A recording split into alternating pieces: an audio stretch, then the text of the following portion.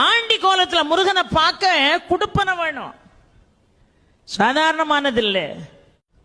இந்த படி ஏறி போகும்போதே மேல சுவாமி தரிசனம் பார்த்துட்டு கீழே வருவாங்க பாருங்க, அவங்கள பார்த்து எப்படி இருக்காருன்னு கேட்பான் நம்ம ஆளு.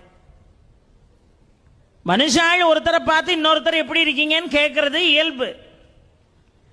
இவன் பாவத்தை தொலைக்க பழனி மலை மேல ஏறிக்கிட்டு இருக்கான், அங்க இருந்து பாவத்தை தொலைச்சிட்டு கீழே வர்றான் பாருங்க, அவனை பார்த்து அவர் எப்படி இருக்காரு அப்படி. இப்ப போக முடியாதுன்றான்.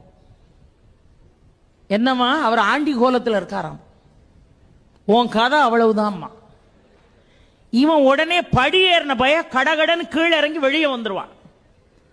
பழையபடி இட்லி சாப்பிட்டு காஃபி எவ்விய குடிச்சிட்டு பழையபடி ஏறுவான். ஒரு 2 மணி நேரம் கழிச்சு இப்ப எப்படி இருக்காரு, இப்ப போகலாம்.